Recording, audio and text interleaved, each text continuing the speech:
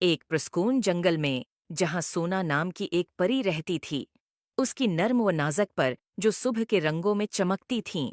سونا کا تجسس بے حد تھا، جس کی وجہ سے وہ اپنے جنگل کے ہر گوشے کا پتہ لگانا چاہتی تھی۔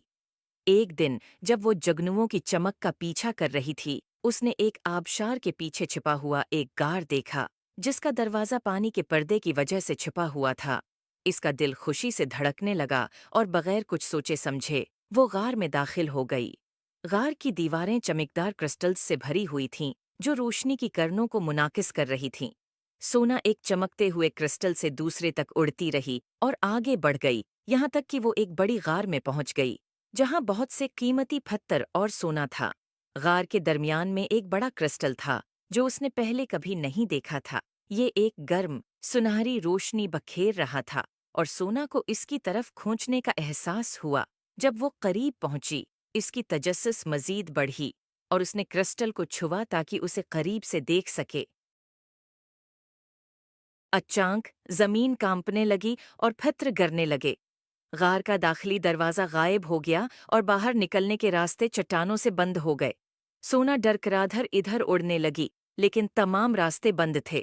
وہ پھنس چکی تھی۔ وہ بہت ڈر چکی تھی، لیکن اس نے اپنی ماں کی باتیں یاد کیں۔ مصیبت کے وقت اپنے دل کو رہنما بننے دو اور اندر کی روشنی تمہیں راستہ دکھائے گی۔ گہری سانس لیتے ہوئے سونا نے اپنی آنکھیں بند کیں اور کرسٹل کی سنہری روشنی پر توجہ مرکوز کی۔ جب اس نے توجہ دی تو اس کے اندر ایک جادو محسوس ہونے لگا۔ کرسٹل کی روشنی زیادہ تیز ہو گئی اور ایک چڑیا باہر آئی جو سونا کو باہر کا راستہ دکھانے لگی۔ اورا سے سورج کی روشنی کی ایک کرن دکھائی دی۔ سونا کا دل امید سے بھر گیا۔ نئے عزم کے ساتھ وہ روشنی کی طرف اڑی اور غار سے باہر نکل آئی۔